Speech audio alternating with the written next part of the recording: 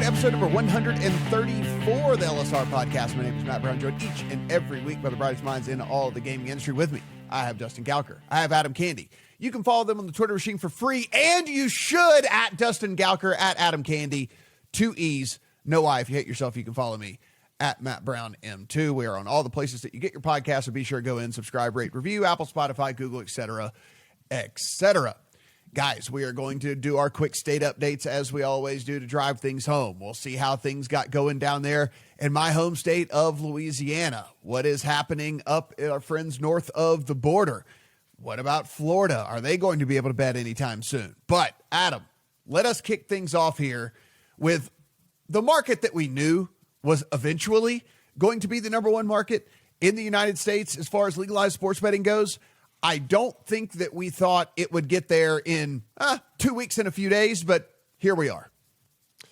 We thought that the New York market would become one of the largest in the United States over the course of time. We did not think that over 16 days, we would see more than $1.1 billion wagered without all of the sports books in the market yet, which is exactly what the New York state regulators have told us.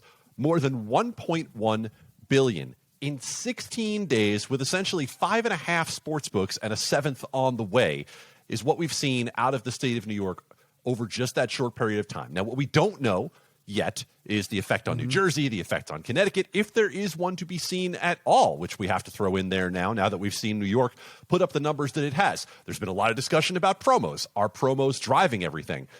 Potentially, yes. But are these promos noticeably different than we've seen in other states? No, right. They're not.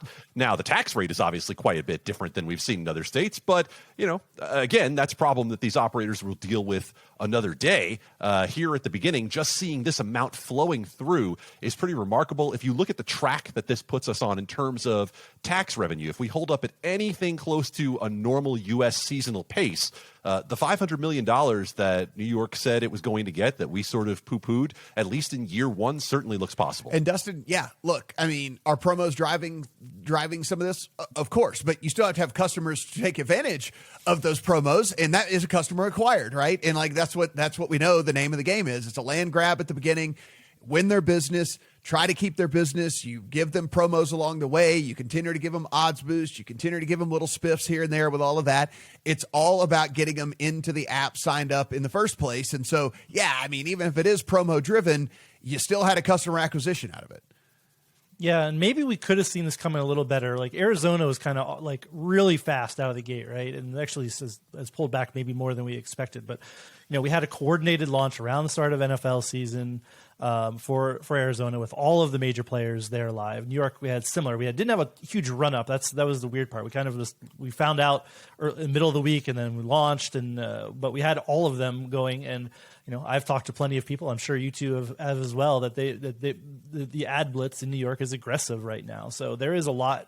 The number is crazy, but when you base the population, the fact that they launched into the NFL playoffs, that a lot of the major players are here, the ones that are spending lots of money, Caesars, DraftKings, FanDuel, et cetera, and then MGM now, that it shouldn't be that surprising. It's maybe surprising that we instantly day one, like I think at this point, like Adam said, there's no doubt that this is now the most money wagered in a state in any given month is now going to be New York, and we didn't really see that anywhere else. Even with the nobody really challenged New Jersey to that extent, even with kind of similar population. So it's an interesting dynamic to see. But yes, New York now the undisputed king in terms of of raw money wagered, and like Adam said, the tax money. The operators are willing to pay right now to be in the New York market. Tax rate be damned, and they're acquiring customers, like you said.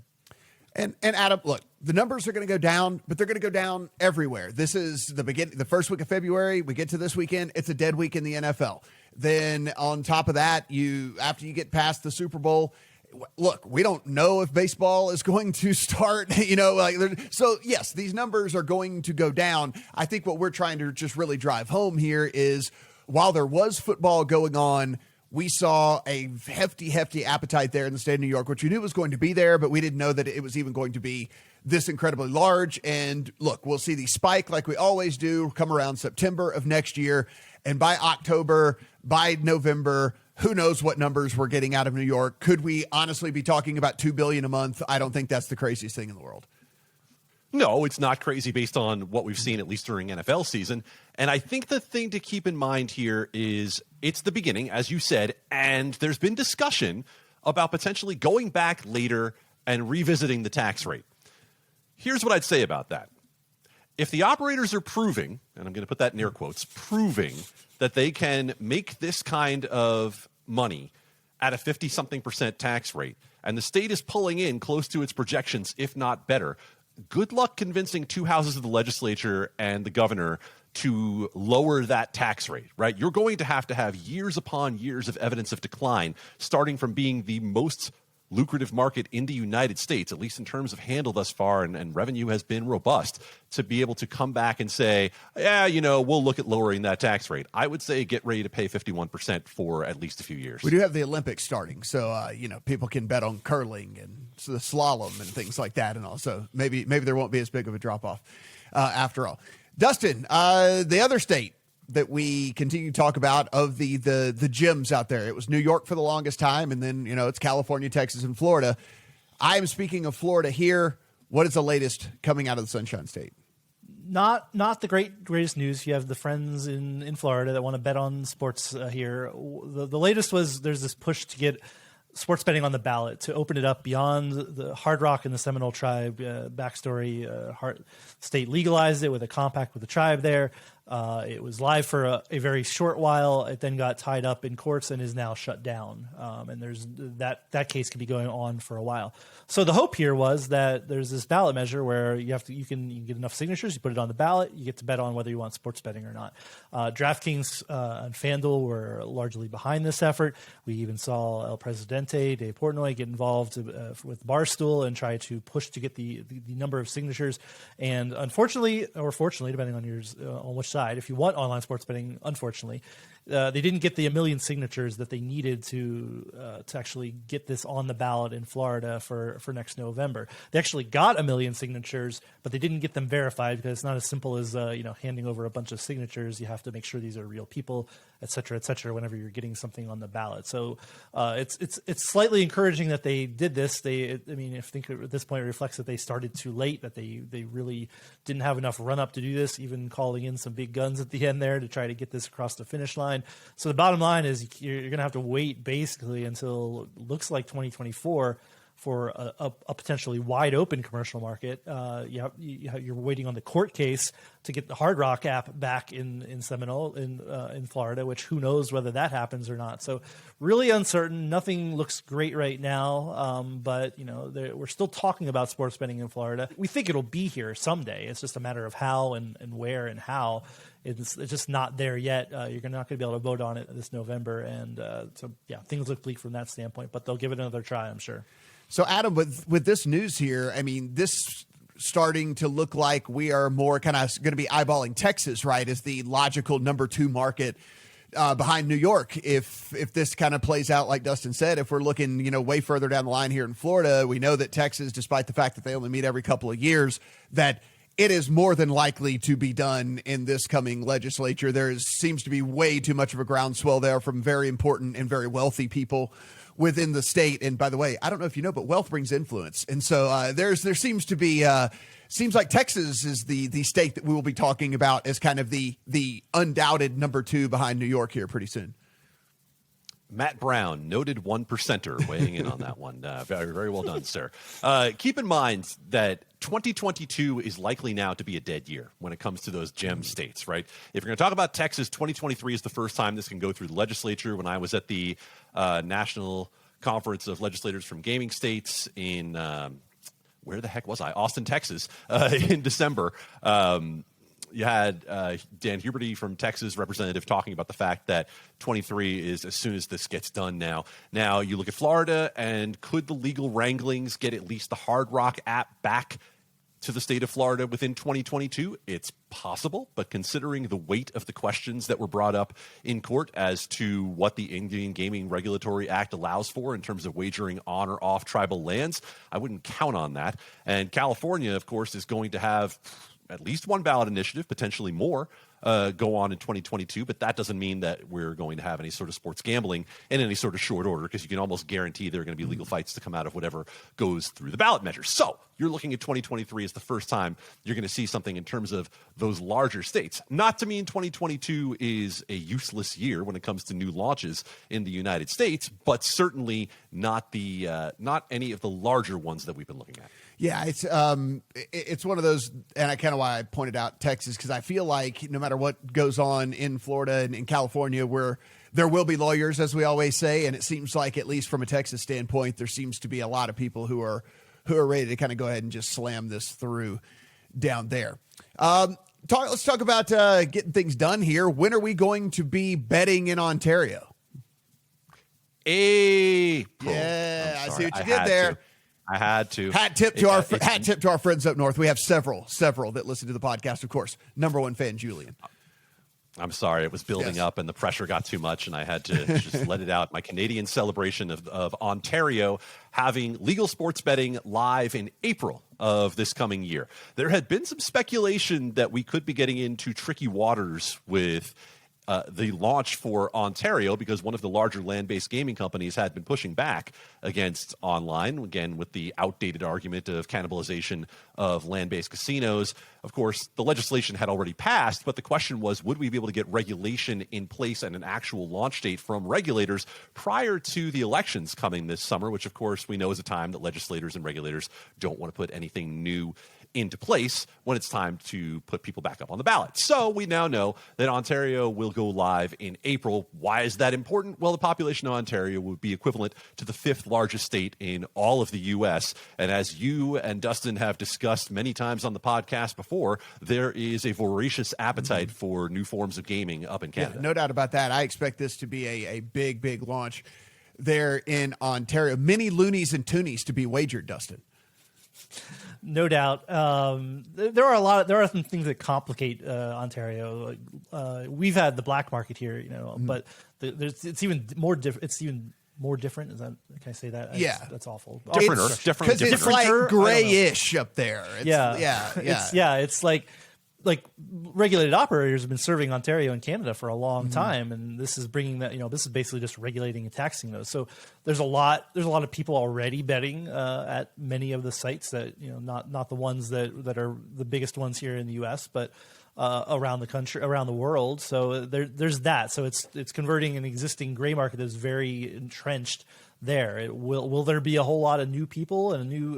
We're going to take DraftKings, FanDuel, MGM, Caesars, etc. are exporting their brands up there. The Score, Barstool. Who there's a lot going on here. It should be big. Yes. Again, we know, and also online casino, poker alongside everything, like we always talk about. That was when going back all the way to Michigan. We know that kind of supercharged the launch there, where you had all the gambling options all at once. So. Definitely interesting to see. Definitely some headwinds. Definitely some tailwinds. And we don't know a ton about how launch will look. Is it going to? I kind of doubt it's going to be a coordinated launch like we've seen a lot in the U.S. It's going to kind of come out as people get regulated. It seems like to me, but there's a lot to be learned here in the next couple of months before we see the first operator go live as a regulated white market sportsbook or casino. The reason that we are singling out Ontario is because it is in Canada like it is in the States, right? I mean, it can be legalized in part of the country and not in other parts of the country, et cetera, et cetera. As we had to school you on 2 weeks ago, they're provinces. Yes. And so provincially, they can make those decisions individually. It's no different than what happened with PASPA, and PASPA being a federal ban that was repealed, allowing states to make their choices. Federal government in Canada and ultimately did the same thing for the provinces. Dustin, I know all about this one right here, and my friends down in the Bayou State certainly got things going, and they were all winners. I can put it that way, because I bet you 85% of all bets this past week were on the Cincinnati Bengals. There's no doubt about that when it all comes down to it. But things are rip-roared and ready to go down there in Louisiana. Yeah, since the last time we got together on this podcast, Louisiana went live, I believe, or were they live last week? I can't. It's all a blur.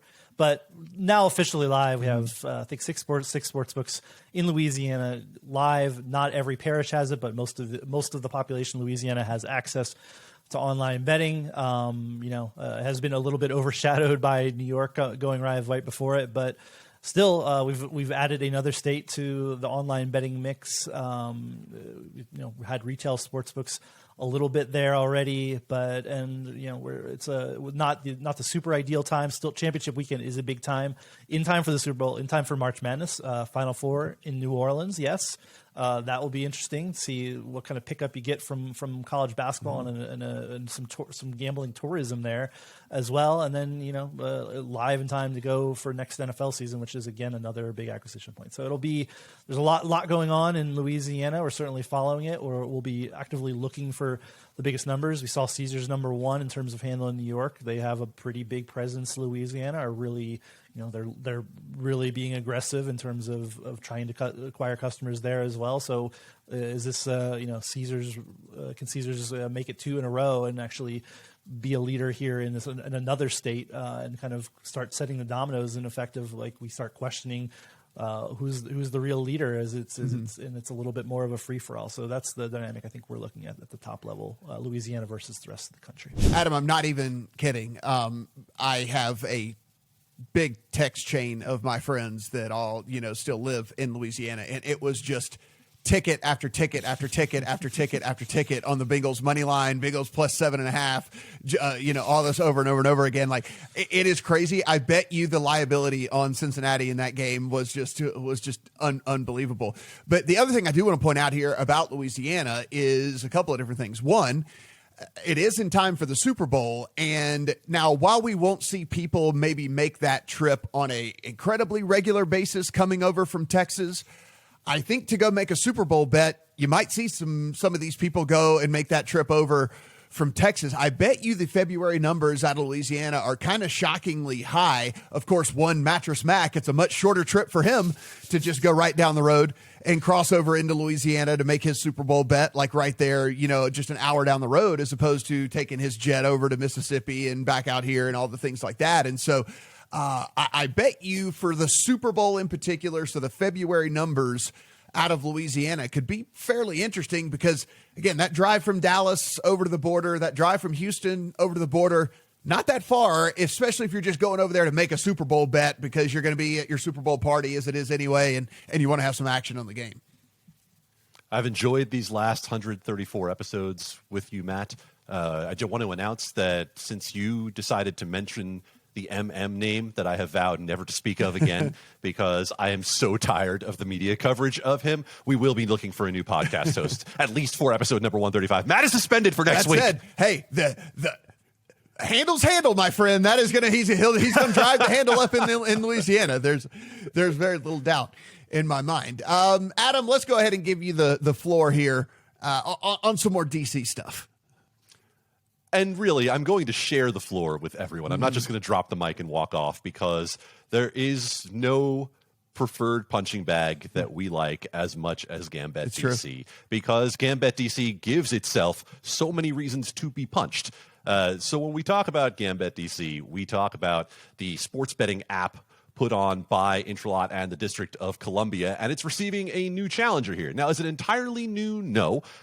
We already saw BetMGM able to launch its app within the 2-block radius of Nationals Park that it's allowed under DC law. What it did do was open the actual sportsbook at Nationals Park. Now, if you're thinking to yourself, well, sure, but it's game days, and what's going to happen with Major League Baseball this year? Well, they're going to have hours every day, and there's going to be food and beverage service, and you're going to have a way to go in and place wagers at that sportsbook at all times, and of course, you still can use the app. So why do we say this is such a huge challenge to Gambit? Because don't we spend all of our time on this podcast talking about the benefits of mobile, and you have to have mobile if you really want to maximize? Sure, we do. The problem is when you have bad mobile, and what DC has is bad mobile with horrendous prices, a 1980s QWERTY interface, and what we're looking at now is the December numbers out of the district, in which we see that Gambit, and the app that is available throughout the District of Columbia, took $5 million in wagers, and William Hill / Caesars, the sportsbook at Capital One Arena, the Nats app without an in-person sportsbook, and the Grand Central Casino and Bar totaled $14.3 million. So you're looking at These retail spots with geofenced apps being able to outdo the district-wide app nearly 3-1 in a single month, and that's not an anomaly. That's what we've seen every single month. And I think this just goes to the fact where we have a lot of guys, I mean, look, you see Twitter, we follow some of the same people and stuff like that, and you see everyone who's like, these books are so bad and nobody knows the difference and that they're taking advantage of the customers and this, that, and the other. Well, I mean, I think this is at least a case study right here to show that if you put out a bad product that the consumer believes is bad, like I don't, what some of the people in the bubble view as bad isn't necessarily what is exactly bad, but like the customer can look at something and realize, oh, this is bad. I'm going to choose to take my business elsewhere. Well, I think you're talking about two things, right? The actual product and then the pricing, and you put the two together, and you have bad technical product along with pricing that is so bad it gets everyone's attention to say, wow, should I be betting minus 30 sides regularly? No, I shouldn't. And it's so far off what else is available that no one's going to pick that up. Also, if you have a fancier app, if you have a better interface, maybe you can hide some of those little tweaks and differences in pricing that are going to be potentially more advantageous to you. But Gambit doesn't have that. They don't have any of the advantages you would need to be able to do that. And as more and more competition comes in, especially well-funded, slick apps like BetMGM and Caesars, the gap's only going to widen. Absolutely. And again, it does prove to me, though, that yes, I understand there's a learning curve for people who've never done this before, but if you just put out a blatantly bad product, it's pretty easy for people to pick up on that and pretty easy for people to understand. Take us home, as always, with some state roundups. Oh, I love nothing more than taking a little jaunt around the U.S. to end our podcast. Let's start in Mississippi, where we told you a couple of weeks ago about one of the let's just be kind. It's the beginning of a new month. Let's be kind and say strangest proposed regulations that we had seen to start up mobile, again, for fourth consecutive year that we've seen a proposal to start up mobile in a state that only has on-premises mobile that nobody uses. And this proposal was that you would not only have in-person registration, but then have to go to the casino to renew that in-person registration every 12 months, as though that one trip to the casino is going to be what floats land-based revenue for the rest of the year. Sure, cool. Now, what happened was that bill never made it out of committee. None of the bills, in fact, enabling mobile made it out of committee. Local news indicated that there was a push against it from 5 casinos in the state. I'm going to go ahead and assume those were some of the more locally based casinos and not the large operators. I can't imagine Beau Rivage not wanting Jamie Foxx to come down and say, everybody come bet with BetMGM. So, so Mississippi is back to what we have termed Mississippi Mobile for another year at the least, thanks to that opposition. Elsewhere in the United States, Hawaii is going to try. One of 2 states without any form of gaming at least has a sports betting bill. Now, how possible is it to get this done? Not highly. We're not speculating that. The representative who introduced the bill told us that. Representative Mizuno in Hawaii basically said, look, I'm going to be honest with you. We're going to try this out. We're going to get this bill going. We're going to try to get some discussion going. I don't think it's going to happen this year. We have a conservative legislature. We're going to try again in the future. They're going to try to do some protections for locals as well. So Hawaii is at least getting the ball rolling, and their main sponsor is the one who says, let's look at 2023 as a starting point. In South Dakota, we have maybe the quickest oh damn moment we've ever seen in U.S. sports betting, in which a state that just put in-person in place last year has now quickly gone back and attempted to also put to voters, hey, you want mobile? This had a committee vote this past week that on 5-4 line advanced forward to potentially ask voters, do you want mobile sports betting in South Dakota? Of course, it's only available in the city of Deadwood at the moment. Voters approved that at the ballot. Legislators put the enabling words to that earlier in 2021, so we'll see what happens in 2022. We'll finish it up in Virginia, where they attempted to take away the ban on in-state college betting that we've seen pop up in other states as well. First attempt at that appears to have failed on the House side, at least. Does it have life in the Senate? We don't know. But considering it didn't make it out of committee on the House side, not a lot of promising feeling there for what's coming next in Virginia. It is certainly interesting, right? Whenever we get through these, we go state by state by state, and we see these states that are thriving, and we see the things that work, and we see the things that, are proven to not have any effect on, land-based or whatever. We keep saying all these different things, and yet we still get the same arguments and the same thing and the same tired old stuff coming up over and over and over and over again. It just lets us know we don't learn anything, Adam, as a society. We don't learn anything. We just try to push together whatever our crazy little minds think. Well, and you look at it going state by state, and you realize that, I talked about the Nickel G's conference earlier, and organizations like that can have value in terms of legislators from different states being able to talk to each other. That's not a common occurrence. Legislators from New Jersey are not going on the speaking circuit telling everybody else in the country about how to get sports betting legislation done. So it's something that you have to look at and say, if we're going to have it state by state, this is the way it's going to progress, at least for now, state by state. One more thing before we go, Matt, that I wanted to mention, in case you're thinking to yourself, why didn't they talk about the Stephen Ross owning a piece of an affiliate company and what that could mean for the NFL and integrity and so on? And I'll be very honest with you. We don't know enough yet. We're not going to go out there and speculate wildly on this situation. What we know is that the owner of the Dolphins, who has been sued by his former head coach, Brian Flores, reportedly incentivized him to tank games for $100,000 a game. Is it true? We don't know. We don't know if we'll ever know. We do know that Stephen Ross, who potentially did do that, also has a multi-million-dollar stake in a company that's one of our competitors, the Action Network. So, we don't want to get too far out on a limb that could collapse on us there. And it was misreported more at about the beginning that as well, trying to say that he owned a piece of a sports book and all that, whatever. And it was just like, there was so many, could you imagine the conflict of interest? He was telling his team to lose. And it's like, no, that's not what was good. So everybody, let's take a step back. This story is a day old. So let's let everything play out before we jump to conclusions, because we know how that always ends up. There's more to every single story, Adam, every single time. So we'll report it whenever we have enough information to report on, whenever that comes down the pike here. Guys, everything we talk about in written form over on legalsportsreport.com. Cannot encourage you enough to go over there and take in all the good words Adam and his team are putting up on the site on a daily basis. Be sure and follow us over on the YouTube channel as well if you want to see our, let's say, what? You give yourself about a 7 on the 10 scale, Adam? No. I'm on the record. 6, but 6.5 of 10. Well, and the voice makes you a solid. So there you go. So you're 7. The voice, it's amazing. So if you want to see our 7s, but combined maybe. Oh, stop it. Do you know how inadequate I felt when it was you and Brad Allen on this podcast? I felt like I should be doing a paper bag routine in my head with these two handsome gentlemen on the YouTube version of the podcast. If you who are interested in such things don't get to YouTube quickly to see that episode, I don't know what you're waiting for. Brad Allen is it matches the voice. We'll just put it that way. His face is just the guy. The guy could be in some ads. There's no doubt about it. And look, Apple, Spotify, Stitcher, all the places, Google, every place that you take in your podcast. Please go in, subscribe, rate, and review. We really do appreciate you guys helping us climb the charts over there as well. Follow Dustin and Adam on the Twitter machine at Dustin Gouker, at Adam Candee, 2 E's, no Y. For Dustin, for Adam, I'm Matt. Talk to you guys next week.